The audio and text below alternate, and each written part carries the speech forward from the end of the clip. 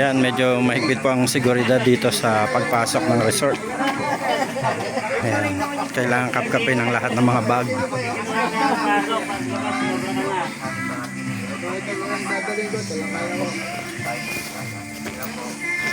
Barbecue na po. Ako na, baby. Ay, barbecue. Ako na yun, ako na yun. Tubig. Ako na to, yung dalawa. Dapat pala, tinago mo yung sticker, may concrete pa na sticker. Ano ko muna ito? May bayad pa tayo dyan. Harap ko.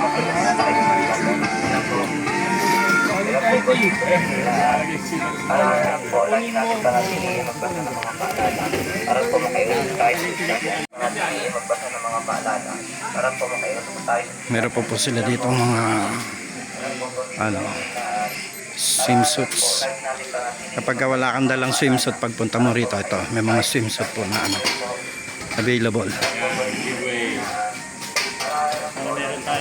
dito po sa entrance.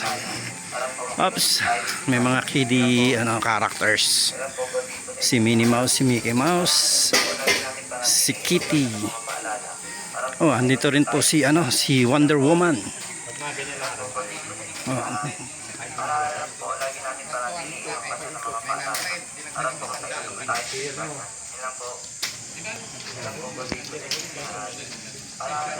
Tutulak lang yun. Wala kayong ganun dito. Tutulak lang. Kahit ano lang, harito ang nakalit. Kaya naman namin ito eh, dito na. Ayan. Andito rin po ang pamilya ni Shrek. Si Fiona. Ba? Complete one whole happy family. One happy family. Dami rin pong mga mangga oh.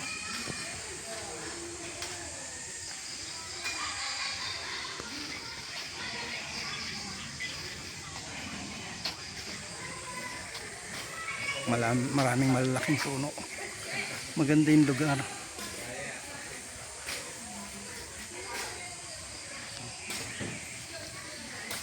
Brother Eman.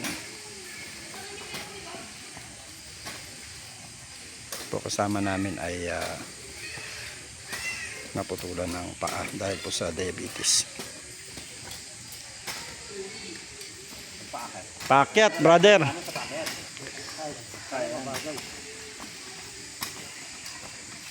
Alalay lang ha, baka pagpagod ka, pahinga talaga.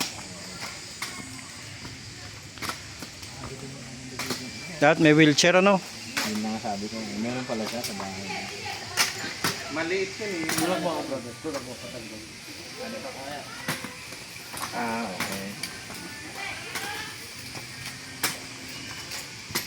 Yan, may agila dito. Anay ka lang nakala dito brother. Opo.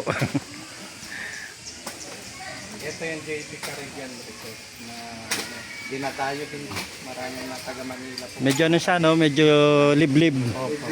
Liblib. Hindi siya masyadong Kaya yung mga nakakatuklas nito, inaano nila.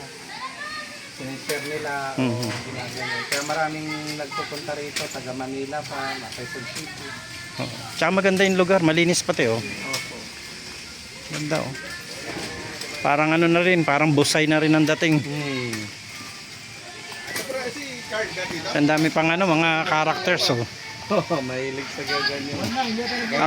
Kung mga bata, mag-i-enjoy talaga sila dito.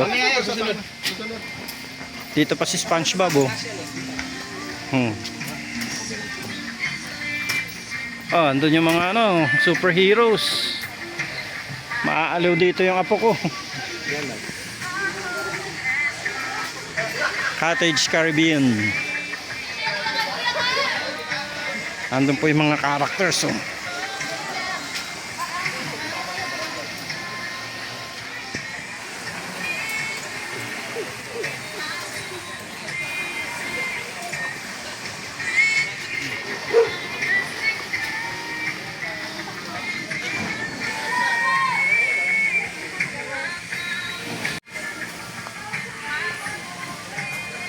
Ito po yung mga kubo nila. May isa, dalawa, tatlong kubo. At meron pa doon sa dulo. Ayun oh. Si Incredible Hulk.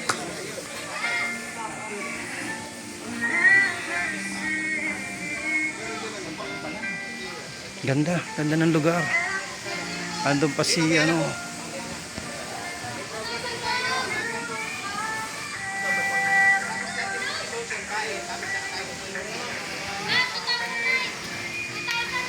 Mga dolphin oh, hindi na nakababa.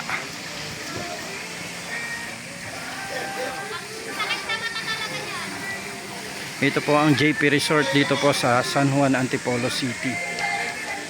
Mga slides nila oh.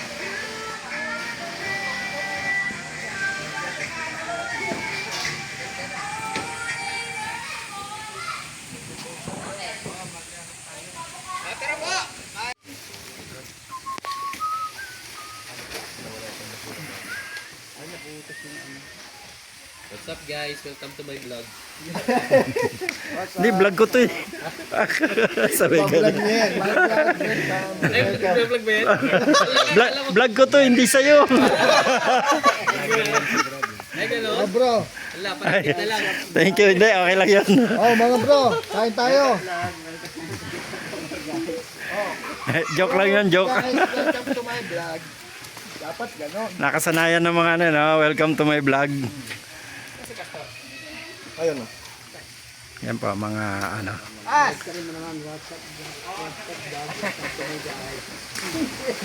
Mga men's po ng CTF.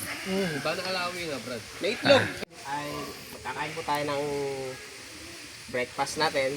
Tapos natin kumain, ay pwede na pong maligo yung iba. Tapos yung iba pwede mag-prepare ng para sa lunch natin.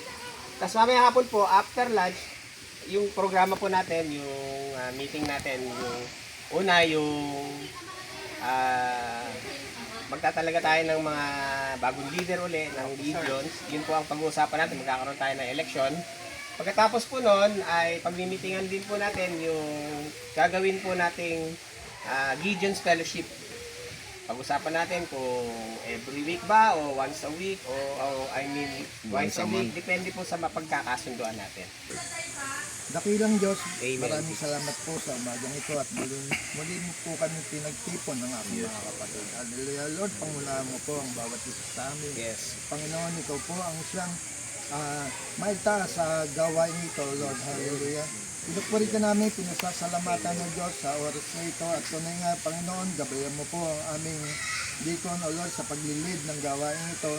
Hallelujah, at ikaw po nawa ang siyang maluwalhati, makita sa kanyang mga sasabihin. Maraming pong salamat. Anuman distraction, Lord Diyos, ay sinasaway namin sa pangalan ni Kristo at pinakakawalan din namin ng kaayusan ng gawain ito. Pinakakawalan po namin ng espiritu ng kaayusan. Maraming po salamat sa pangalan ni Kristo. Psalms 133 verse 1 to 3, sabi po rito, look how good and how pleasant is when brothers live together in unity. So napakaganda daw po na tingnan at napakaganda na pagmasdan, kaaya-aya ang mga magkakapatiran na laging sama-sama at nagkakaisa. Bagamat ngayon ay napakaganda ng lugar na pinagdalan sa atin ng Lord. This is a time of relaxation, a time of refreshing. Amen. But for now, as each and every one of us here ay talaga namang mga katatayan po no ng ating pamilya, tayo po ay isang matatag dapat na pundasyon ng pananampalataya sa Panginoon at higit sa lahat matatag din na padre de pamilya sa ating mga pamilya. Kaya nga tinatawag na ang tatay ay haligi ng tahanan. Bakit dinanais ng Panginoon na gusto ay nakapasok po sa kanyang kaharian lahat ng mga katatayan nawa nang ganun maigsan po yung maraming problema na minsan sa tatay talaga nagsisimula at yun na nakalulungkot kaya ang pamilya nagkakaroon po ng pagkakawatak-watak, kawalan ng respeto ng mga anak nagkakaroon po ng hindi magandang pundasyon, maging pagsasama ng mag-asawa. Bakit? Dahil pag alam po natin na ang father de pamilya ay hindi po godly man o yung tinatawag po natin na God-fearing person. Talagang lagi mauuwi yun kasi syempre saan papanig sa bisyo, sa masasamang barkada, sa hindi prioridad ng pamilya. So yun po ang nakakalungkot. Kaya inaayos ng Panginoon ang buhay natin bilang mga padre de pamilya na sa ganon, baka tayo talaga tayo sa posisyon natin bilang mamabuting ama ng tahanan at susunod na po ang lahat.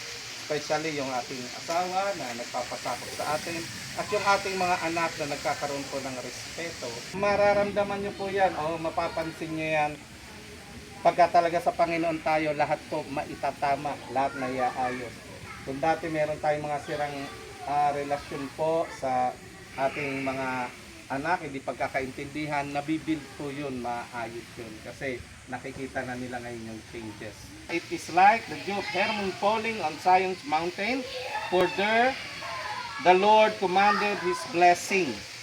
So, pag ganun po kasi, meron ng unity, meron pagmamahalan, pag-iibigan, napakadali po. The power of God are easily works for those who believe. Minsan, parating pa lang yung mga problema, ano man yung ating mga pinagdadaanan, may solusyon na po kaagad ang Diyos doon.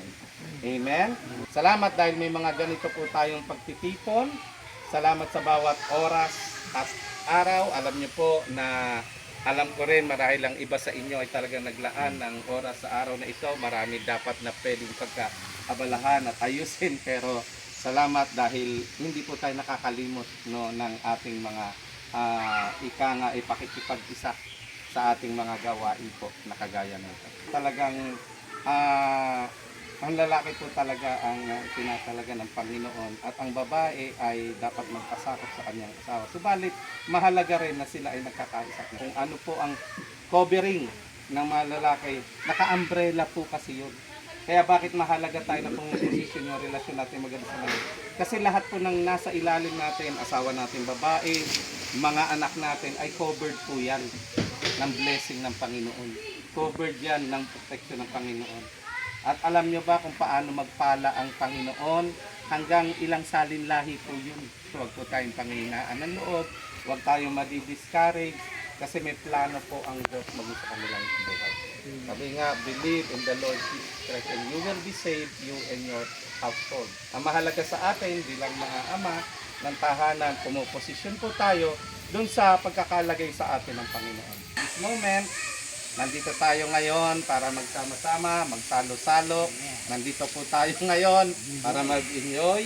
This day is a relaxation day and this is a great day that the Lord has made. We will rejoice and be glad in it. Amen?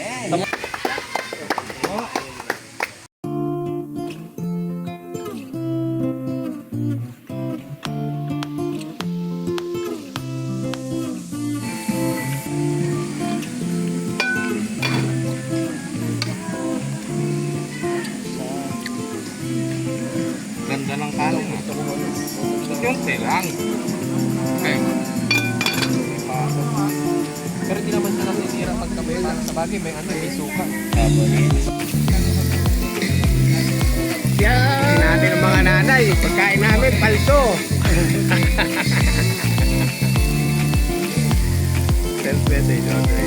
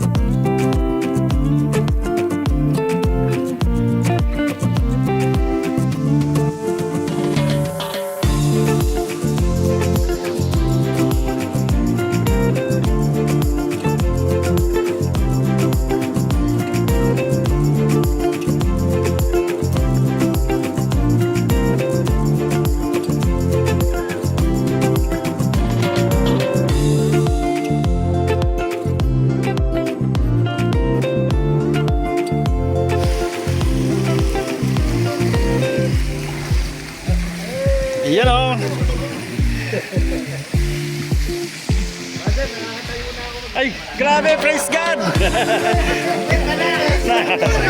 Nakakatayo na!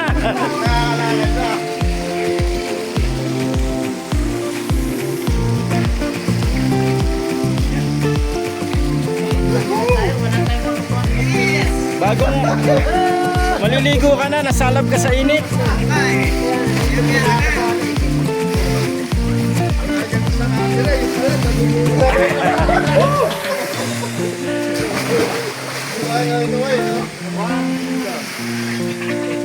Oh, ano? Ipon-ipon.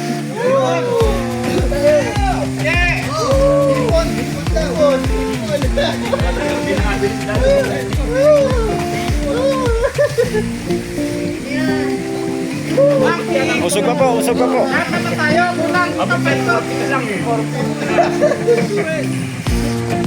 Ah. Pasok, pasok ka po, pasok. Ayan, okay.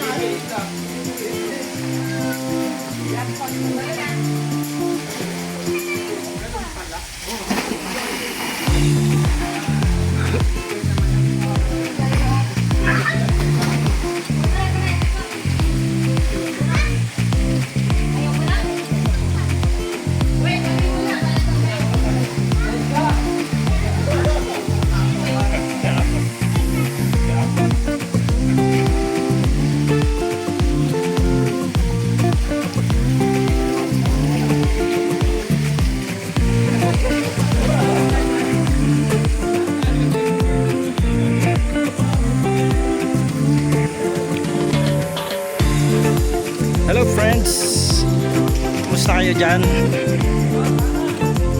Hindi ba kayo naiinip?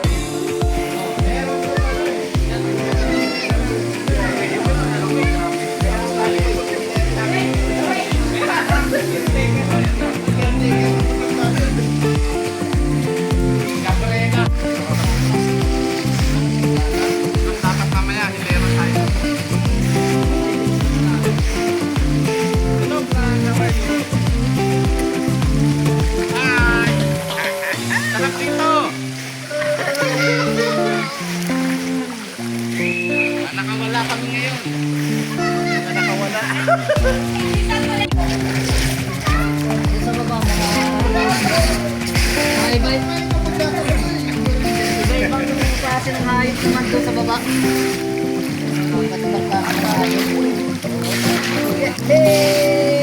Hello!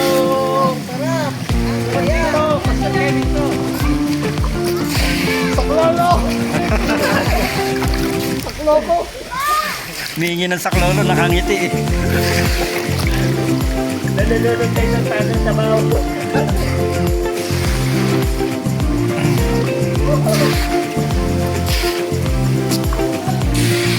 Tunay Panginoon na kami nananalig at nananampalataya na kung ano po ang iyong itinatag, walang sino man pwede magpapagsak. Amen. At kung ano po ang inumpisahan mo sa aming mga buhay, ay kaya mong tapusin, Panginoon. Pagkat ikaw ang Diyos na nagsasagawa ng lahat ng bagay.